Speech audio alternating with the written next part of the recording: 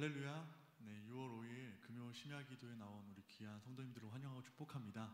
오늘 이 시간 우리를 인도하시는 그 주님, 우리를 가장 좋은 길로 푸른 초장으로 인도하시는 그 주님 앞에 나아가신 귀한 시간 되길 축복합니다. 우리 함께 선하신 목자, 우리 함께 찬양하도록 하겠습니다.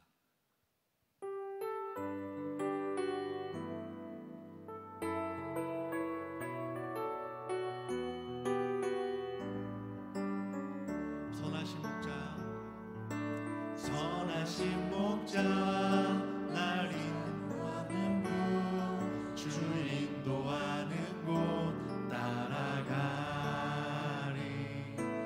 주의 말씀을 나 듣기 위하여 주 인도하는 곳 가려네. 다시 한번 찬양합니다. 선하신 목자, 선하신 목자, 날 인도하는 분, 주 인도하는 곳 따라가리.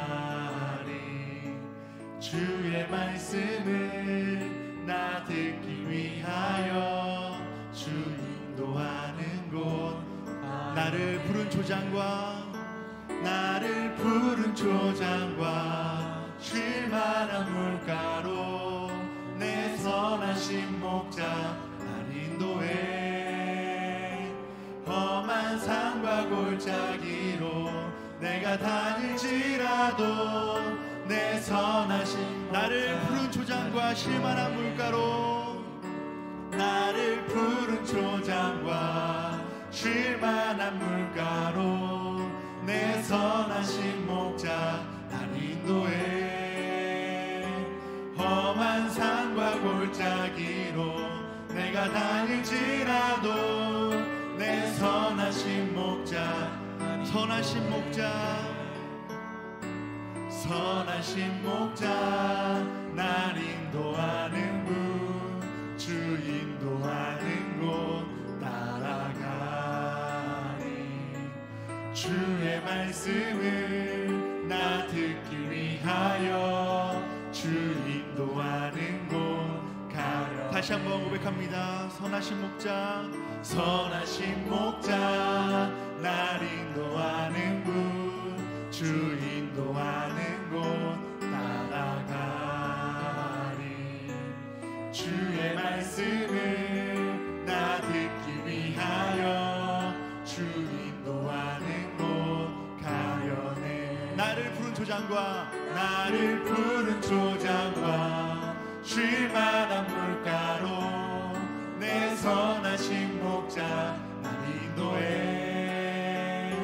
험한 산과 골짜기로 내가 다닐지라도 내 선하신 목자 나리. 우리 다시 한번 고백합니다. 나를 푸른 초장과 쉴만한 물가로 내 선하신 목자 날 인도해. 험한 산과 골짜기로 내가 다닐지라도 내 선을. 마지막으로 고백합시다. 나를 푸른 초장과 쉴만한 물가로 나를 푸른 초장과 쉴만한 물가로 내 선하신 목자 날 인도해. 험한 산과 골짜기로 내가 다닐지라도 내 선하신 목자 날 인도해. 할렐루야. 우리를 가장 좋은 길로 인도하시는 그 선하신 주님을 따라가는 귀한 시간 되길 축복합니다. 오늘 이 시간 나의 영혼이 잠잠히 주님만을 바라보는 그 귀한 고백의 찬양을 하나님 앞에 올려드리겠습니다.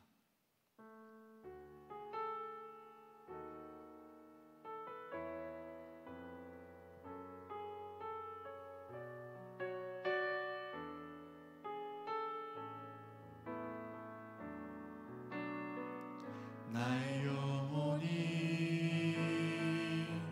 잠잠히 하나님만 바라며 나의 구원이 그에게서 나는 도다. 나의 영혼이 잠잠히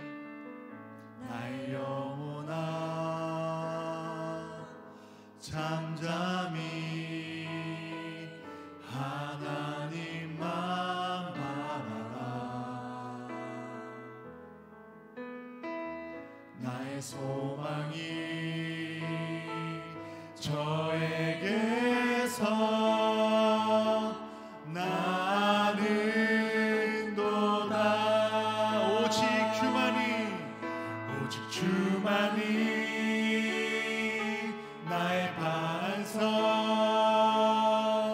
나의 구원이시니. 오직 주만이 나의 산성, 내가 요동치 아니하리. 나의 영혼이 간절히 여호와를 갈망하며 나의 입술이 여호와를 찬양하리. 나의 입술이 여호와를 찬양하리. 나의 영혼이 즐거이 여호와를 따르리니. 나의 평생에 여호와를 송축하리. 나의 평생에 여호와를 송축하리. 오직 주만이 나의 반석, 나의 구원이시니. 오직 주만이 나의 산성, 내가 요동치 아니하. 오직 주만이 나의 반석, 나의 구원이시니. 오직 주만이 나의 산성, 내가 요동치 않. 우리 더욱더 큰 목소리로 고백합시다. 오직 주만이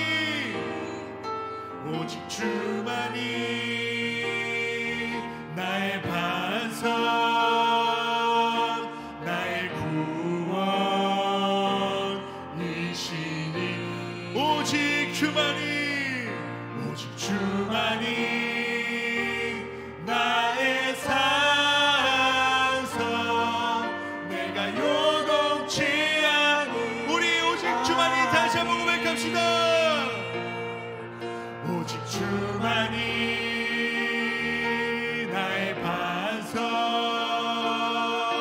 나의 구원이시니.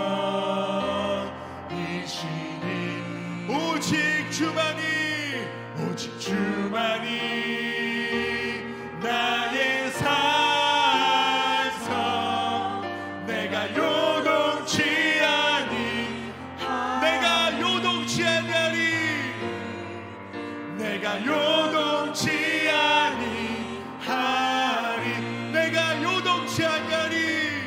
내가 요동치 아니하리.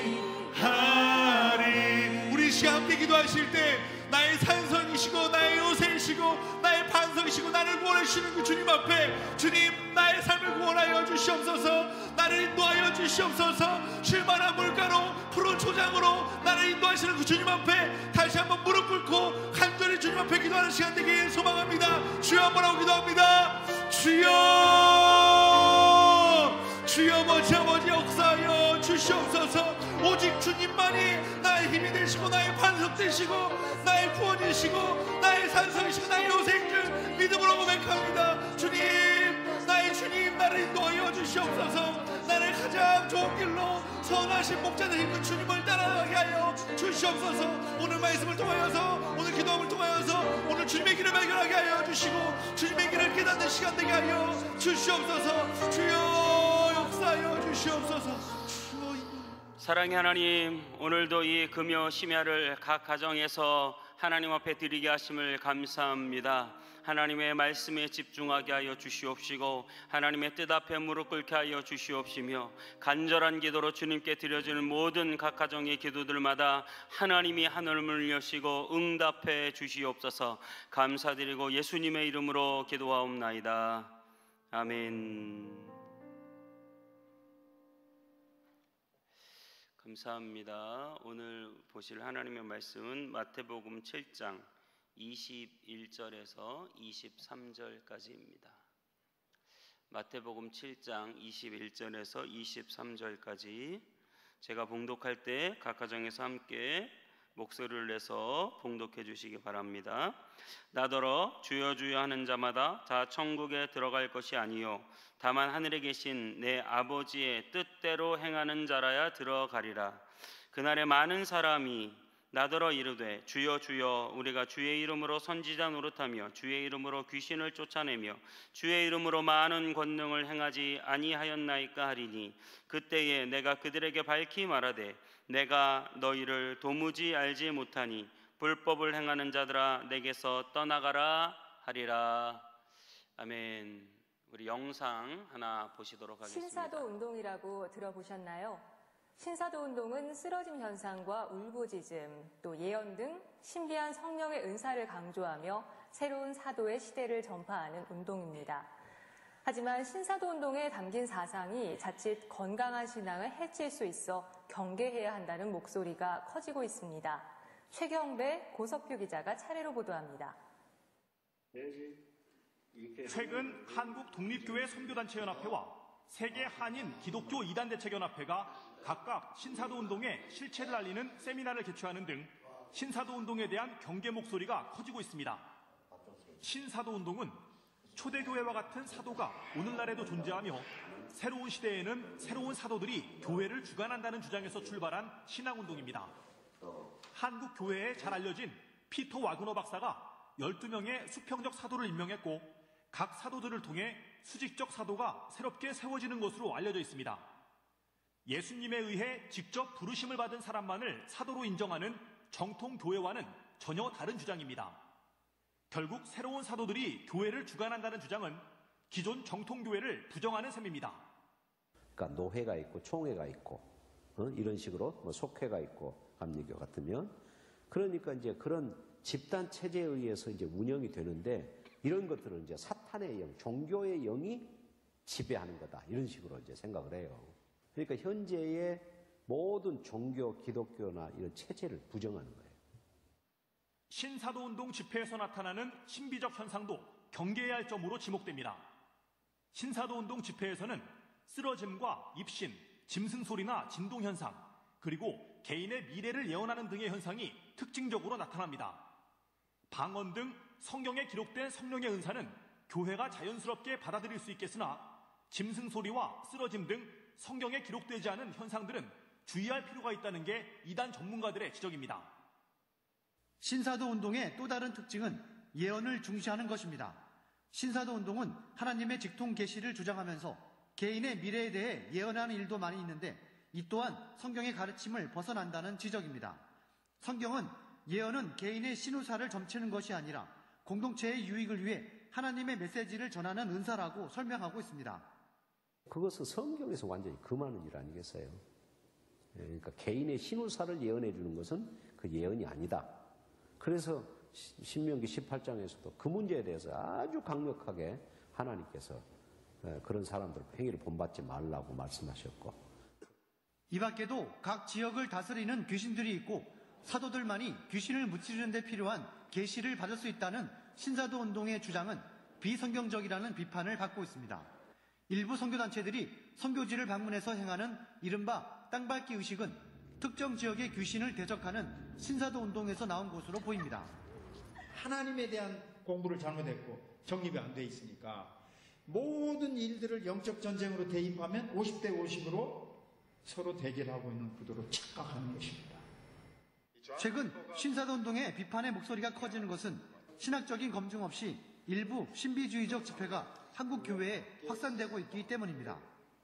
치유나 은사 등을 주제로 하는 집회가 전국의 많은 교회에서 열리고 있는데 이 가운데 신사도 운동의 영향을 받은 집회가 적지 않다는 게 이단 전문가들의 설명입니다.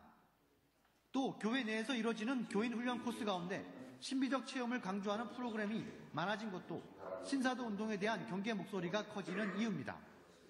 균형 잡힌 건강한 신앙을 키우기 위해서는 성령의 은사를 사모하는 마음과 더불어 성경의 가르침에 따르려는 노력이 함께 필요하다는 지적입니다. CBS 뉴스 고수프입니다. 목사 관련 확진자는 다 더하면 목사 16명을 포함해서 28명입니다. 네. 당시 내부 상황이 어땠는지 궁금한데요. 그 영상을 입수했다면서요? 네, 가장 먼저 확진 판정을 받은 인천 부평교회 A 목사가 마스크를 쓰지 않고 노래를 부르는 모습이 담겨 있었습니다. 이 내용은 리포트로 준비했습니다. 무대 위에서 마이크를 잡은 사람은 가장 먼저 확진 판정을 받은 인천 부평구의 목사 A씨입니다. 노래를 부르는 사람도 뒤에 앉아 몸을 흔드는 사람도 마스크는 쓰지 않았습니다. 영상 속 교회는 10사람 남짓 앉아도 공간이 차 보일 정도로 좁습니다. 지하 공간이라 환기도 제대로 되지 않았을 걸로 보입니다. 침방울이 튀는 찬송 행위를 하거나 마이크를 돌려 쓰는 경우 집단 감염 위험은 그만큼 큽니다. 이 교회에선 이런 찬송 모임이 사회적 거리두기가 계속되던 지난 3월과 4월에도 열렸습니다. 마스크를 쓴 사람은 영상 속에서 찾아보기 어렵습니다. 모든 사람이 감염에 고스란히 노출되어 있던 상황이었습니다. 네, 조금 무거운 영상인데요. 여러분 무당을 찾아가잖아요. 여러분은 안 찾아가시겠지만 무당을 찾아가는 사람들은 어떤 목적으로 무당을 찾습니까? 법을 잘 지키고 악한 내 마음을 좀 더 착하게 만들어 보겠다고 신비한 힘을 이용하는 사람은 아무도 없습니다. 내가 무당을 찾아가는 이유는 미래를 점치고 화를 막고 그래서 내가 결국 잘 먹고 잘 살겠다. 이게 목표입니다. 여러분 교회를 왜 나오셨어요? 우리가 왜 하나님을 믿습니까? 하늘의 능력을 다운로드 받아서 하늘의 능력을 받아서 세상에서 화를 물리치고 복받고 잘 살기 위해서 여러분 우리가 하나님 믿는 거 아닙니다.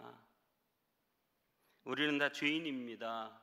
우리의 삶이 사탄의 유혹에 넘어가 세상의 죄에 빠져 살다가 이제는 예수 그리스도의 그 십자가의 은혜로 구원을 받고 그 은혜 안에서 죄된 생활을 청산하고 성경 말씀을 따라서 우리의 삶을 조정하고 변화시켜 나가는 것입니다. 우리가 교회에 다니는 이유는 말씀을 따라 그 말씀을 거울로 삼아 내 모습과 내 삶에서 바꿔나가야 될 부분을 하나하나 바꿔나가고 그래서 죄를 청산하고 거룩한 삶을 살기 위해서예요. 그렇게 우리가 말씀을 따라 살다 보면 하나님이 복을 주십니다. 물론 고난이 있을 수 있고 가난과 어려움이 있을 수도 있습니다. 그것은 하나님이 하시는 것입니다. 여러분 우리가 예언하고 꿈꾸고 때로는 천국에 왔다 갔다 한다는 이상한 신비주의자들을 찾아가서 여러분들이 원하는 게 무엇입니까? 그걸 한번 잘 생각해 보셔야 돼요. 그러한 신비한 현상을 통해서 내가 더 거룩해지고 내가 더 하나님의 말씀대로 내 자신의 삶을 돌이키기 위해서인가? 아니면 문제 해결받고 세상에서 성공하고 부자 되는 것이 그 신비주의자를 찾아가는 목적인가 잘 생각해 봐야 돼요. 거짓 선지자들, 신비주의자들의 문제는 바로 거기에서부터 출발하는 것입니다. 교회에 천국에 갔다 온 사람들을 세워서 간증을 시키고 초청하는 경우도 있습니다. 왜 그래요? 뭐 여러 가지 이유가 있겠지만 조금이라도 사람들을 그렇게 해서라도 더 교회로 끌어들이려고 하는 것이에요.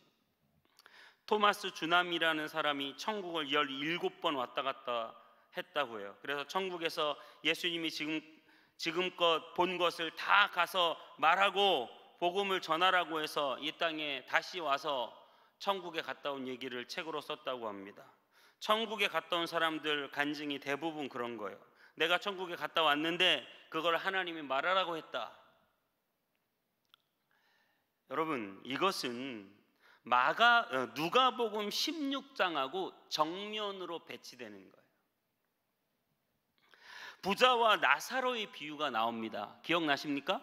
부자와 나사로의 비유가 나오는데, 지옥에 간 부자가 천국에 있는 그 나사로를 바라보면서 그와 함께 있는 아브라함에게 이렇게 말합니다. 나를 보내달라는 것도 아니고 저 천국에 있는 나사로를 보내서 내 형제들을 전도하게 해달라. 그러면 아마 내 형제들이 죽었다 살아난 나사로 때문에 다 하나님을 잘 믿고 천국에 갈 수 있을 것이다. 그러면서 자기 형제들을 걱정해요. 죽었다 살아났으니까 믿을 거 아니냐, 이렇게 말하는 거예요. 그때 아브라함이 이렇게 말합니다. 누가복음 16장 31절 같이 읽어보도록 하겠습니다.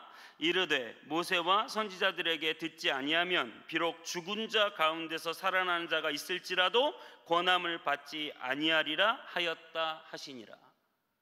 굉장히 중요한 말씀이에요. 사람이 죽었다가 살아난다고 해서 복음이 전파되는 게 아니라는 거예요.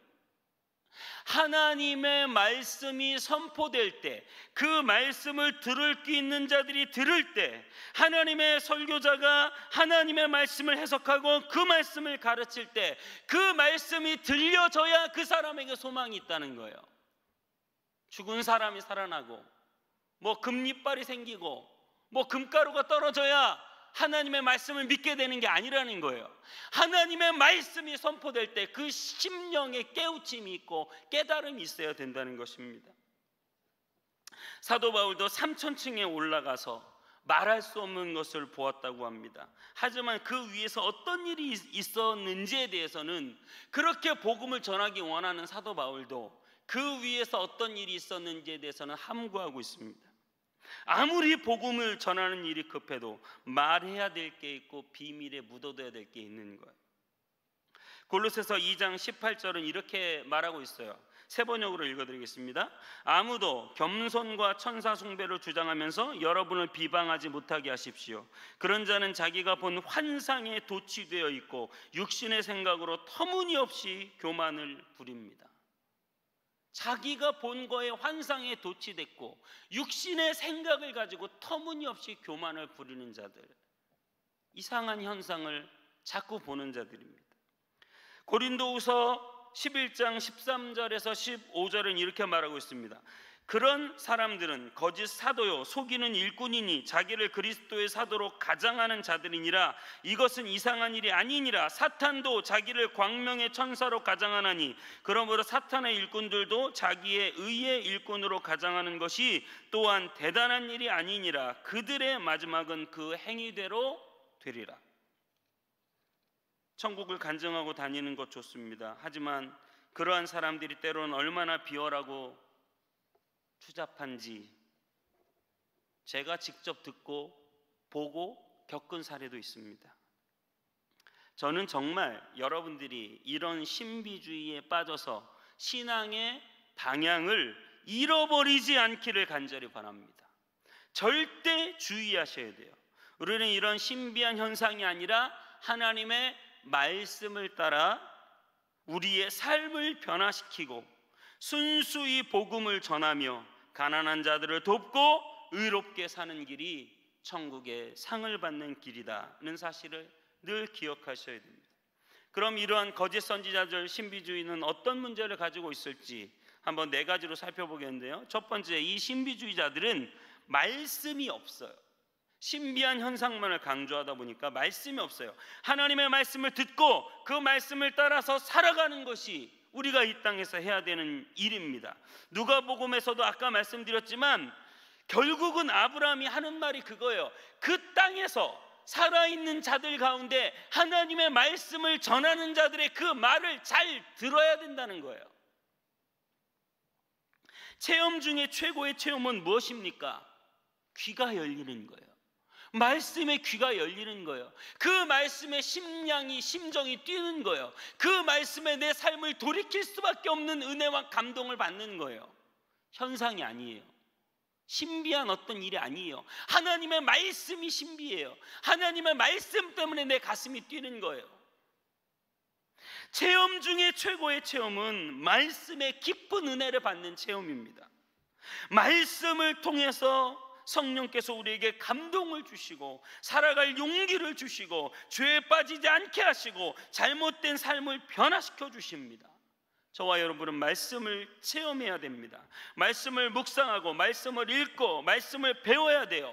매일 예배 때마다 말씀을 들려주시고 그 말씀을 잘 해석하기 위해서 밤새 씨름하며 준비하는 목사님들의 설교를 주위에서 들어야 됩니다.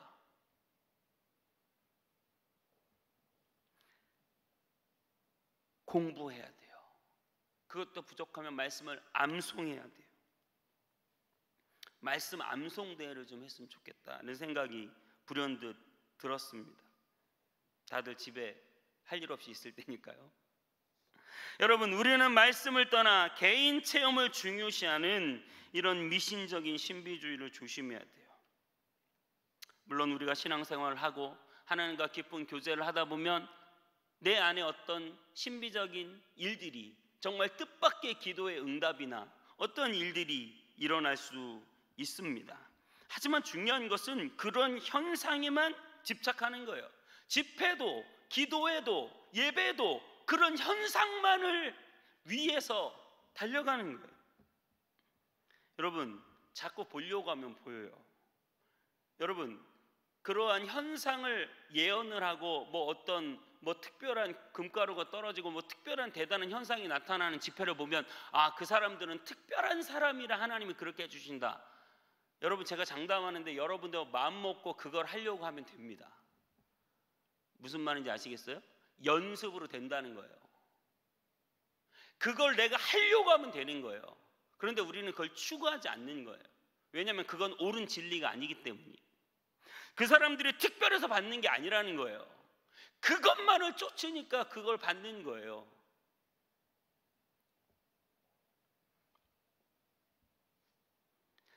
본문에도 이렇게 말하고 있습니다. 우리가 읽은 본문에 거짓 선지자를 주의하라고 하면서 23절에 이렇게 말합니다. 그때에 내가 그들에게 말하되 내가 너희를 도무지 알지 못하니. 아무리 신비한 현상을 다 체험해도 나는 너희를 모른다. 왜? 불법을 행하는 자들아 내게서 떠나라. 불법이 뭐예요? 하나님의 말씀을 떠나서 사는 거잖아요. 그럼 우리는 무엇을 행해야 돼요? 하나님의 법을, 하나님의 말씀을 따라 사는 게 제일 중요한 거예요. 하나님의 말씀을 지키지 않고 불법을 행하는 자들은 떠나라고 말씀하십니다. 신비한 체험을 추구하면서 삶은 그냥 엉망진창인 사람들이 너무나 많은 거예요. 우리가 신앙생활을 통해서 정말 깊이 체험해야 되는 것은 하나님의 말씀이고 그 말씀으로 내 삶을 변화시키는 일입니다. 하나님의 말씀이 내 삶이 되게 하는 거예요. 그런데 우리는 그런 말씀을 내 삶 가운데 드러내는 것이 아니라 신비한 현상을 드러내는 것을 대단하다고 생각하는 거예요. 여러분, 그런 현상에는 하늘의 상이 없어요. 그렇게 주관적인 신앙은 말씀 중심의 객관적인 신앙을 무시해요. 그리고 나아가서 어떻게 되는 줄 아세요? 기존 교회와 질서를 무시해요. 천상천하 유아 독존인 거예요. 그 틈새 속에서 그것을 선동하고 추종하게 하는 거짓 선지자들이 나타납니다. 그 중에 하나가 이만희이고 박태선이고 문선명이고 안상홍이고 장길자예요. 많은 이단들이 다 그런 신비한 현상의 과정을 거치는 거예요. 그런 자들에게 속기 시작하면 어떻게 되는 거예요?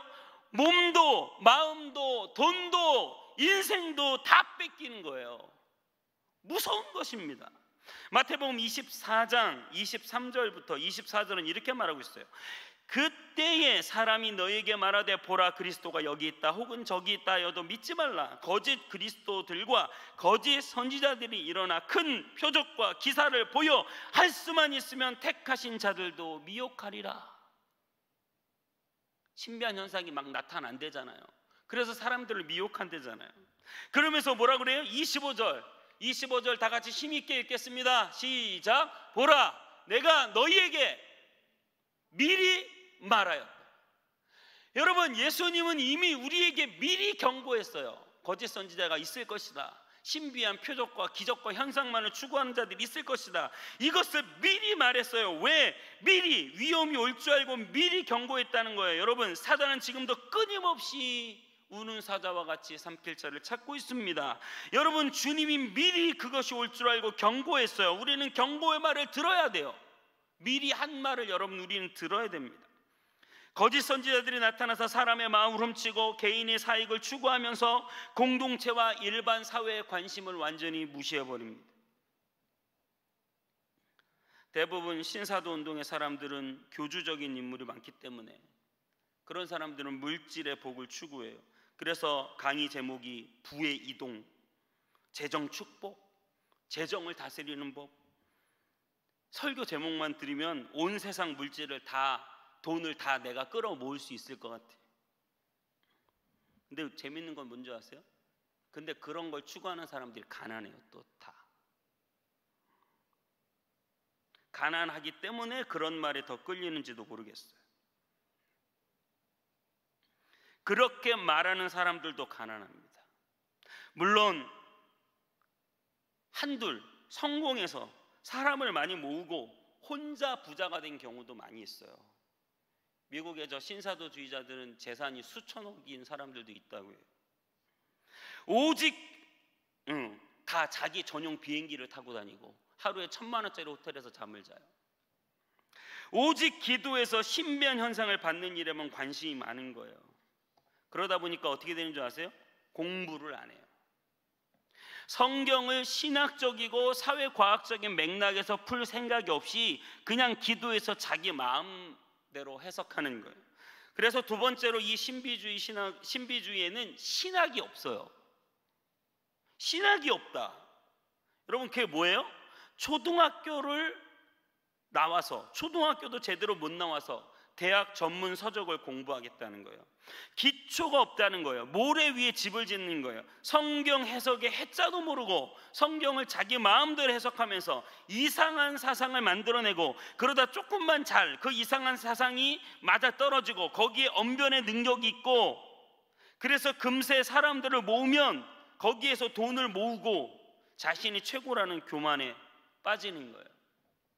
신학함을 우습게 하는 사람들, 그런 사람들은 대부분 기성의 교회들, 기성 교단들을 우습게 여깁니다.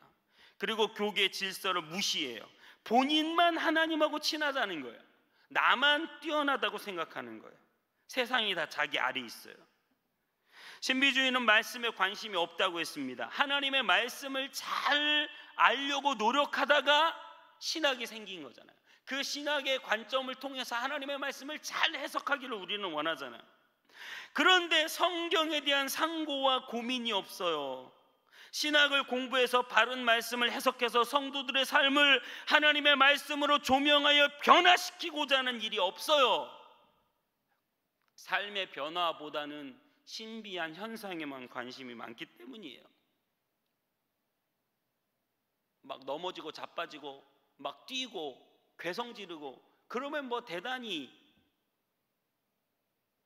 훌륭한 신앙이라고 생각하는 거예요. 하나님하고 대단한 접선을 하고 있다 생각하는 거예요.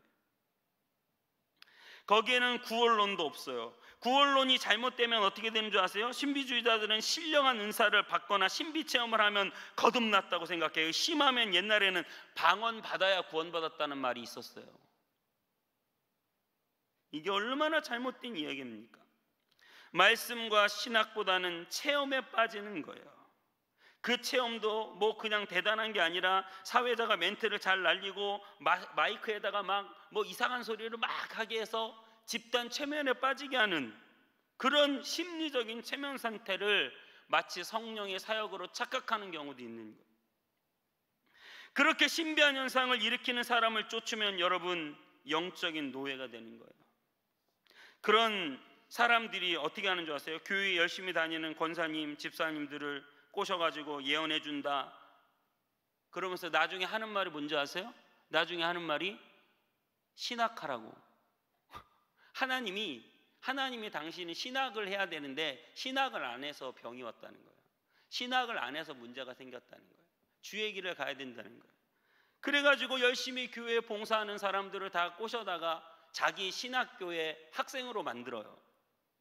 등록금 다 자기가 받겠죠. 그래서 그런 신학교에서 6개월짜리 1년짜리 목사들이 배출되는 거예요.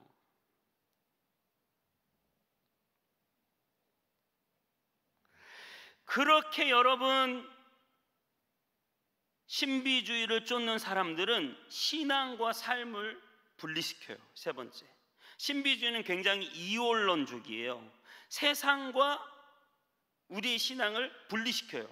그래서 세상의 역사, 국가의 공동체, 이런 지역 공동체에 관심이 없어요. 그냥 물질은 껍데기로 생각하는 거예요. 사람은 안에 어떤 신비한 능력이 많기 때문에 이 땅의 물질과 물체, 사회생활은 그냥 껍데기고 어떻게 하든지 신비한 체험을 해서 사회의 부적응자가 되어도 신비한 체험을 해서 심하면 육체 가해까지 하고,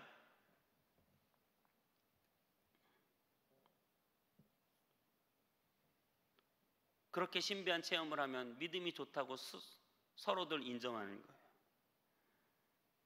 정말 저는 그런 사람들에게 꼭 부탁드리고 싶어요. 그냥 착한 떡볶이 장사나 했으면 좋겠다.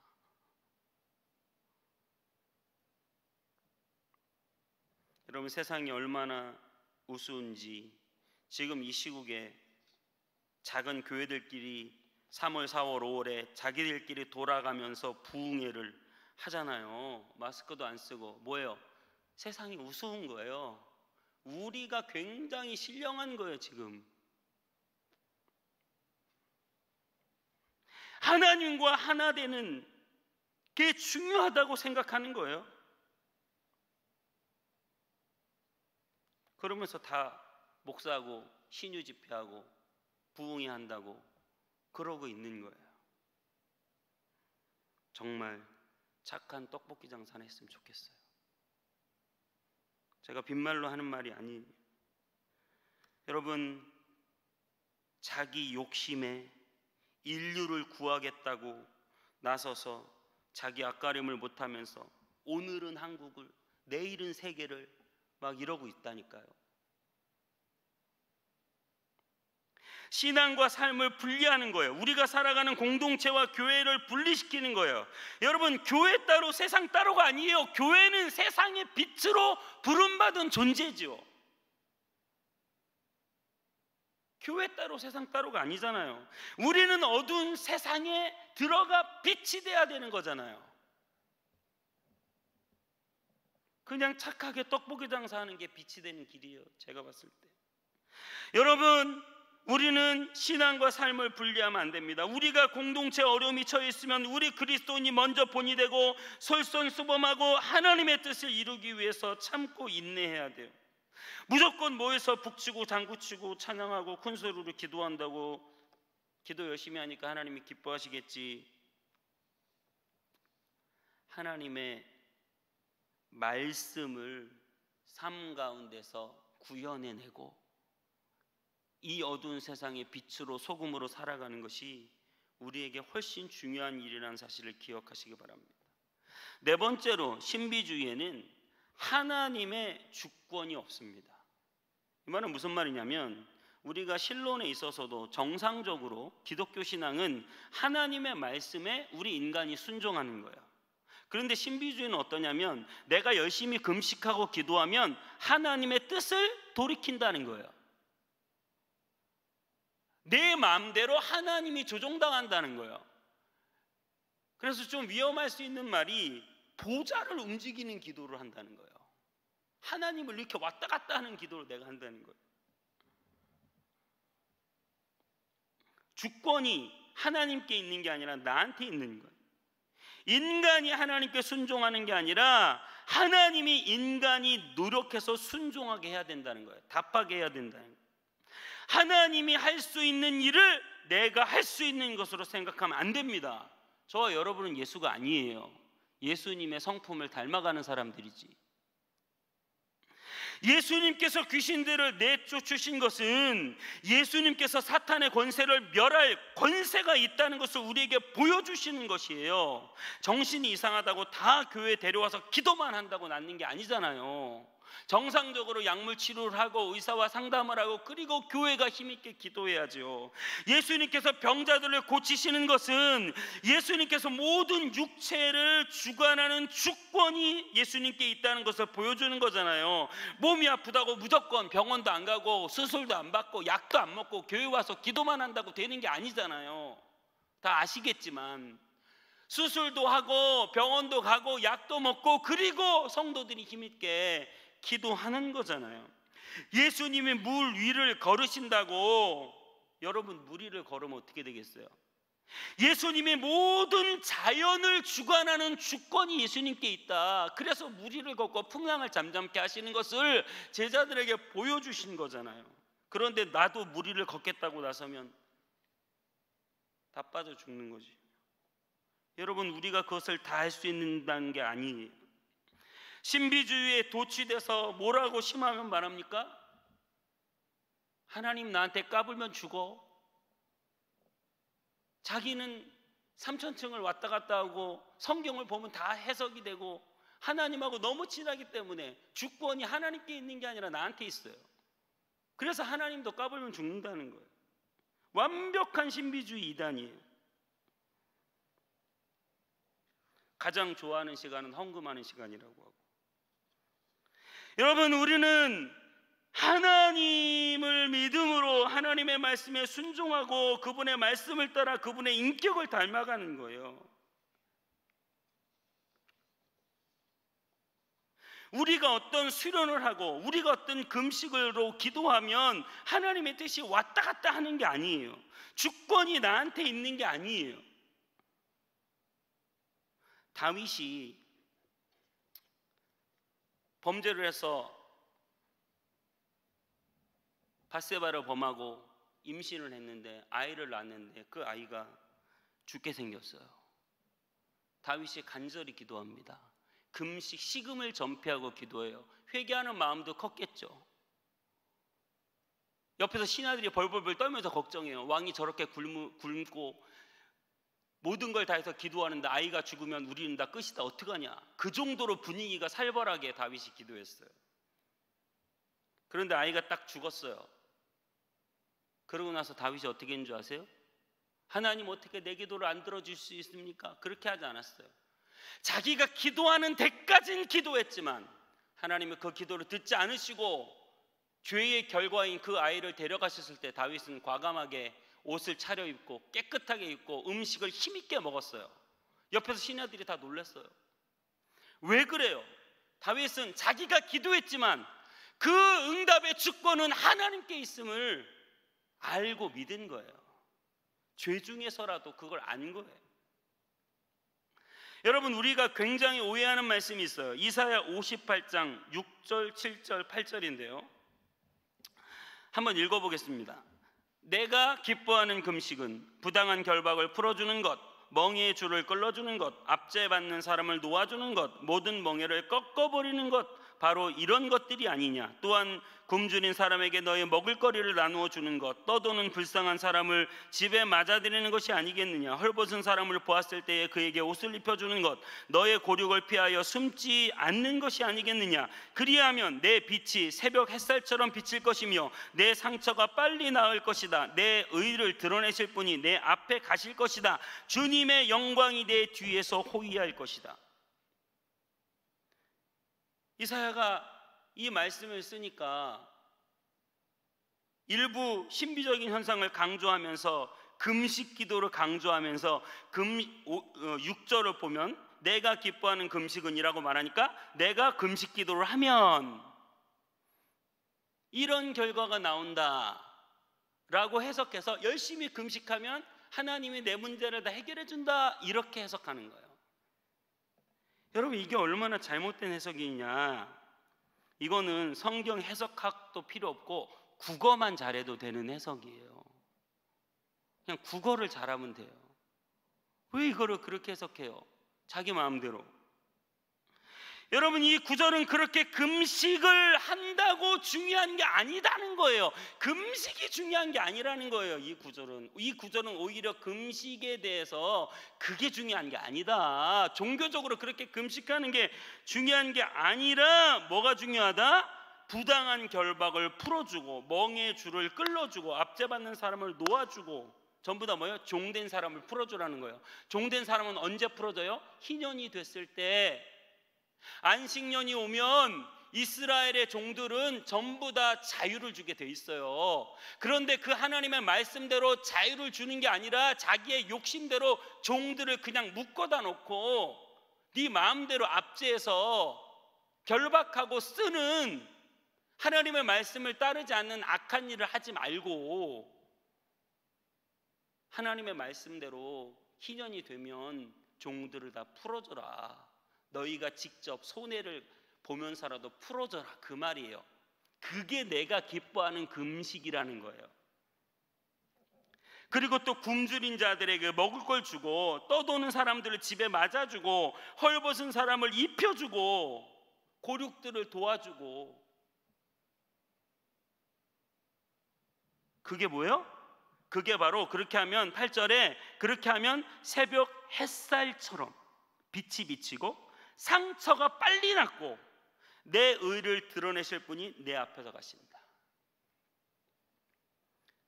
열심히 착하게 살면 하나님이 너희 병도 빨리 낫게 해주시겠다는 거죠. 꼭 금식이 아니라 성령이 오시면 우리의 욕심이 변하여 희년을 선포할 수 있고, 주인과 종의 관계가 사라져버리고 인간이 평등해지며 흑인과 백인, 부한자와 천한자는 다 없어지는 시대가 온다는 거예요. 신비적인 현상이 아니라 정상적인 삶, 평등한 삶, 인종과 인간의 불평등이 사라지는 정의롭고 의로운 삶이 실현된다는 거예요. 바른 신앙이라는 것은 내면의 어떤 체험을 하고 직통 계시를 받고 신비한 것을 경험하는 게 바른 신앙이 아니라, 바른 신앙은 성령의 9가지 열매. 9가지 열매가 다 뭐예요? 성령의 9가지 열매가 병 고치고 귀신 내쫓고 예언하고 막 이런 거예요? 성령의 9가지 열매는 사랑과 희락과 화평과 오래 참음과 자비와 양성과 충성과 온유와 절제잖아요. 우리의 인격이 그렇게 변한다는 거잖아요. 신비한 체험이 아니라는 거예요. 여러분, 종교적인 금식보다 지금 당장 옆에 이웃을 사랑하세요. 지금 당장 도움이 필요한 자들을 도와주세요. 배고픈 자들을 먹여주세요. 자녀를 사랑해서 말씀으로 가르치고 부모를 공경하고, 그러면 우리의 상처가 빨리 낫고 우리의 의가, 주님의 영광이 우리 뒤에 호위한다는 거예요. 여러분, 꼭 그렇게 대단한 신앙생활을 하고 싶으세요? 당장 세상을 뒤집어 놓을 것 같은 대단한 능력을 받아야 굉장한 신앙생활이라고 생각하십니까? 여러분, 하늘의 미랄이 떨어져 죽으면 많은 열매를 맺습니다. 그 죽어진 자가 바로 하늘에서 상을 크게 받을 사람이죠. 이 땅에서 대단한 능력, 대단한 일을 하는 사람이 아닐 수 있다는 생각을 늘 해야 됩니다. 오늘 내 삶의 자리에서 떡볶이를 만들어 팔아도 내 자식을 준다는 마음으로 정성을 다해 좋은 재료로 만들어 팔면 하나님의 나라가 확장되는데 쓰임받는 거예요. 꼭 대단한 능력을 가지고 길게 기도하고 크게 찬양하고 그러면서 하나님이 주신 능력으로 뭔가 대단한 큰 성공을 해보겠다고, 여러분, 그러면 안 된다는 것입니다. 우리 찬양팀 나와서 찬양하고 기도합니다. 선지자 에레미야나 바울 사도가 여러분 당시 얼마나 대단한 사람이었겠어요. 여러분, 그 외에 얼마나 많은 사람들이 이름도 없이 빛도 없이 하나님의 나라를 위해서 죽어갔겠습니까? 여러분, 대단한 능력을 받아서 큰 거 하나라도 남기려고 하지 말고 우리에게 주어진 자리에서 내가 져야 할 십자가를 지고 묵묵히 말씀을 따라 하루하루 살아가는 그런 참된 예배자의 삶, 말씀대로의 삶을 살아나가시기를 축복합니다. 천국에서 누가 클지는 아무도 모르는 거예요. 하나님께서는 우리의 중심을 보십니다. 우리 소원이라는 찬양 하겠습니다. 가사를 생각하면서.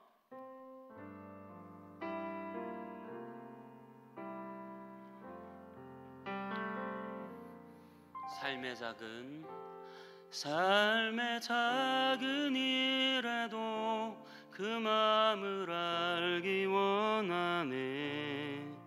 그 길, 그 좁은 길로 가기 원해. 나의 작음을 알고 그분의 크심을 알며 소망, 그 깊은 길로 가기 원하네. 삶의 작은 일에도 한 번 더 합니다. 삶의 작은 일에도 그 마음을 알기 원하네. 그 길, 그 좁은 길로 가기 원해.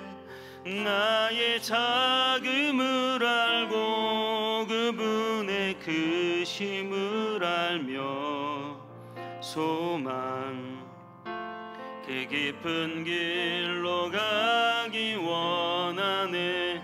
저 높이 솟은 산이 되기보다, 저 높이 솟은 산이 되기보다 여기 오름직한 동산이 되기. 내 가는 길만 비추기보다는 누군가의 길을 비춰준다면 내가 노래하듯이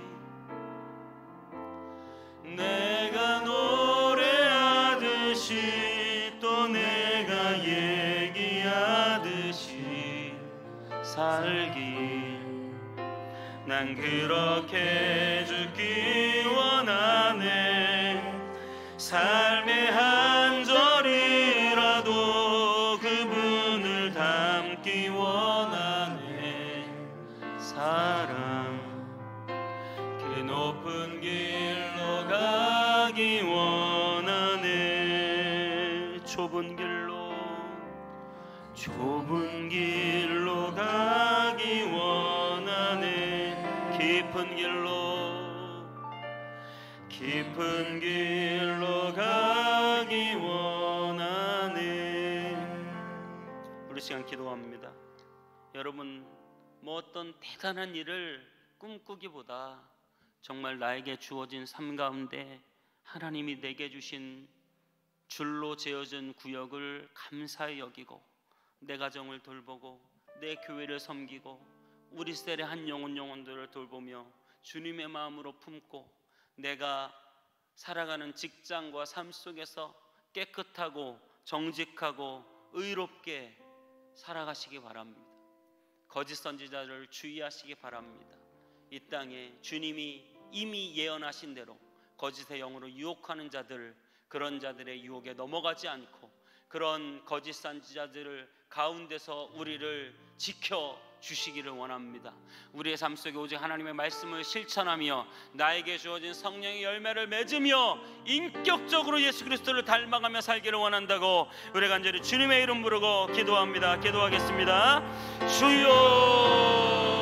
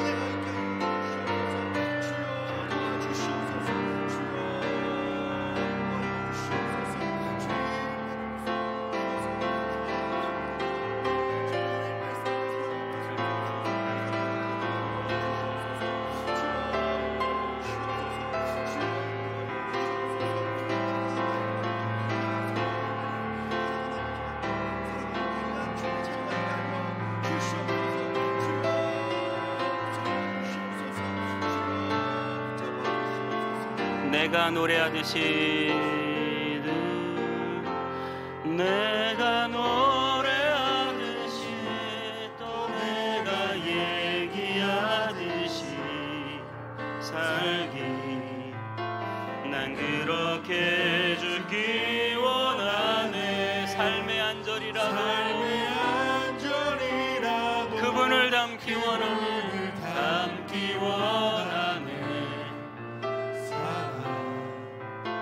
그 높은 길로 가기 원하네. 삶의 작은 일에도 처음부터 합니다.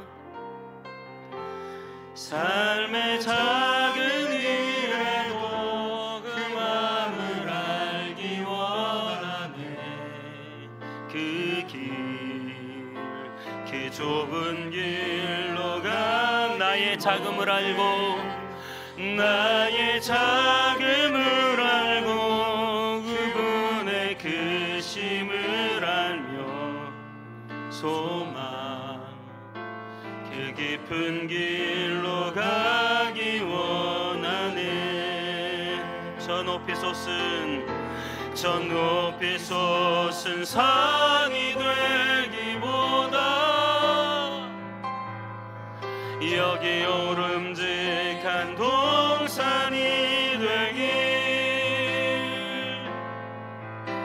내 가는 길만 비추기보다는 누군가의 길을 비춰준다면 내가 노래하듯이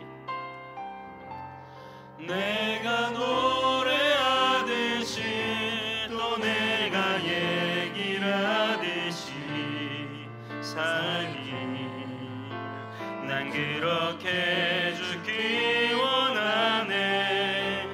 삶의 한 절이라도 그분을 닮기 원하네.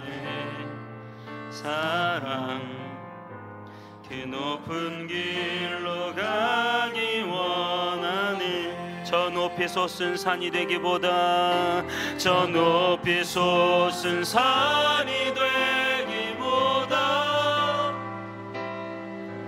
여기 오름직한 동산이 되길 내 가는 길만 내 가는 길 비추기보다 누군가의 길을 비춰주는 아멘. 내가 노래하듯이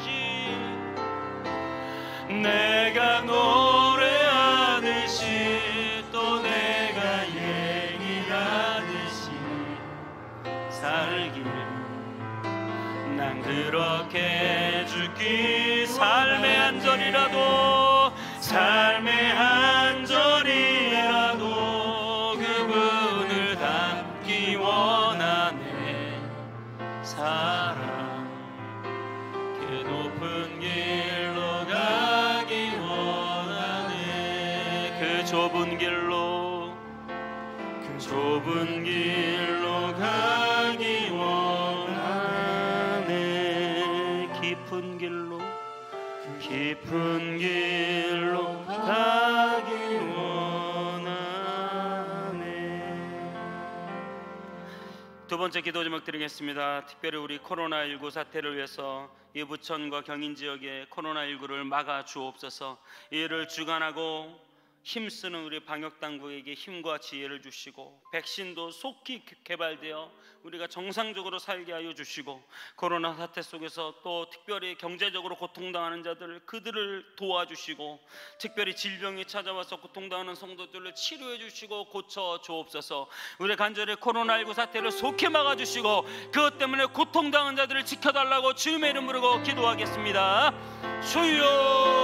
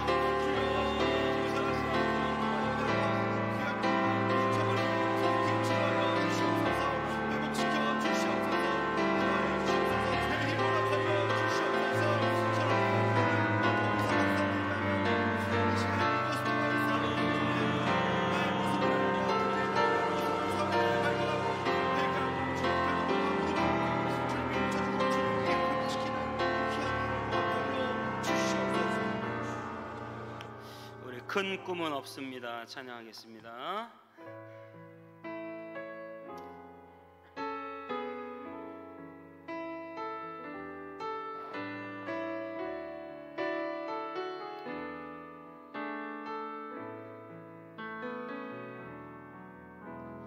큰 꿈은 없습니다. 눈물로 뿌린 씨앗들 세상을 뒤덮지 않아도 여전히 충분합니다. 큰 꿈은 없습니다. 맡겨주신 영혼들 그들을 사랑하고 섬기면 그것만으로 난 충분합니다. 그래도 한 꿈은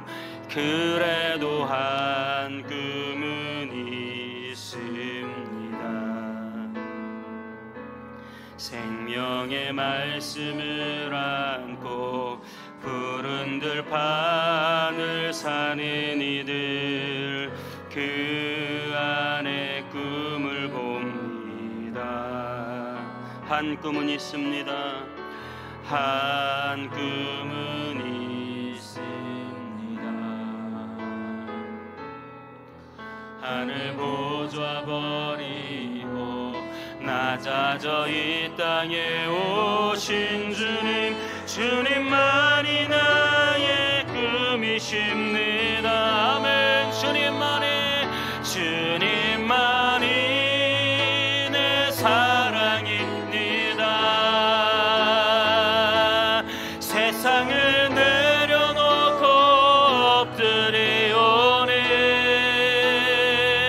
그런 나를 사용하시는 주님만이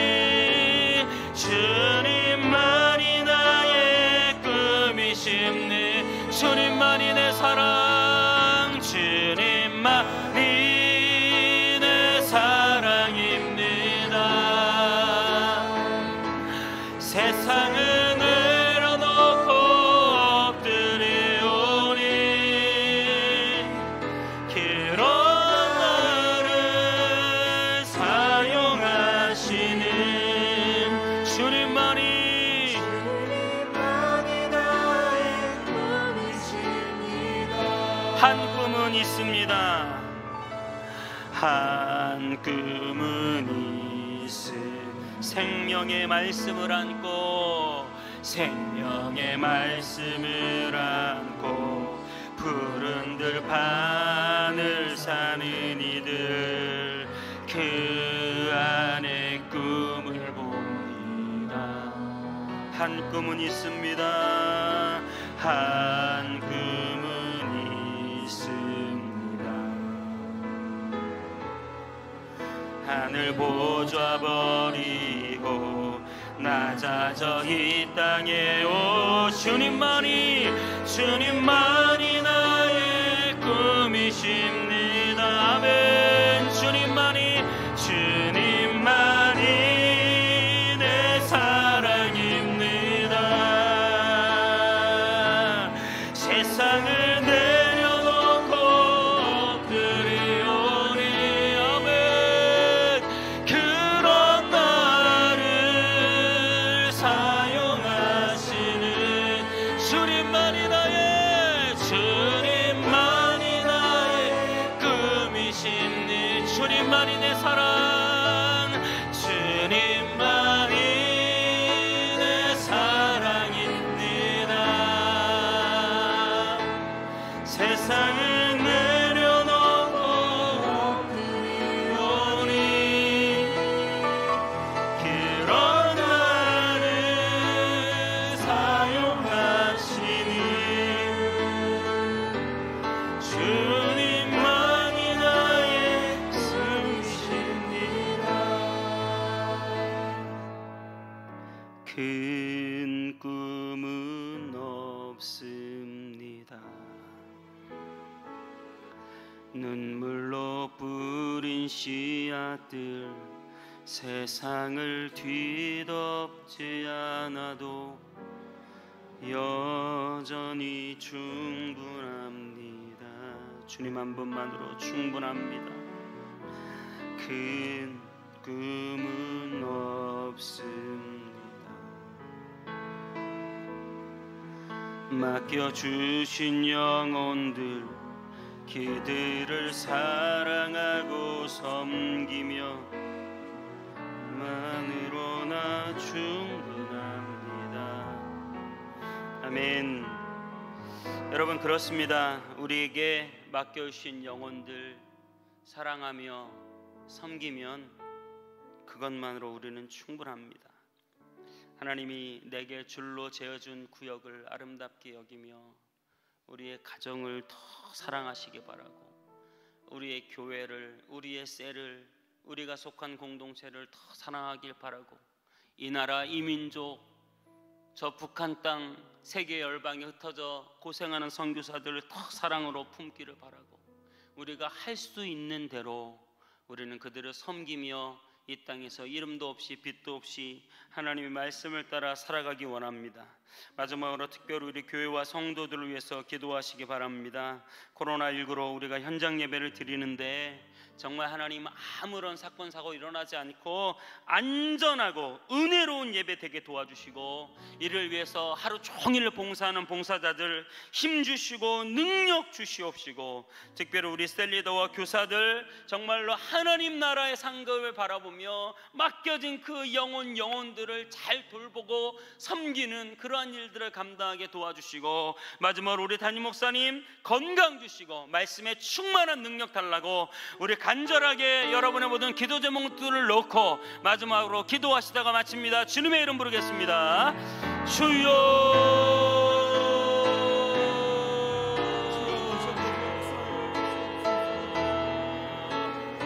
주여. 하나님, 우리가 큰 꿈은 없습니다. 우리에게 맡겨진 영혼들 잘 돌보며 섬기기를 원합니다. 하나님, 우리에게는 한 꿈이 있습니다. 오직 예수 그리스도를 바라보고 주님을 닮아가며 하나님의 은혜 안에 살아가는 그 꿈을 우리가 꾸기를 원합니다.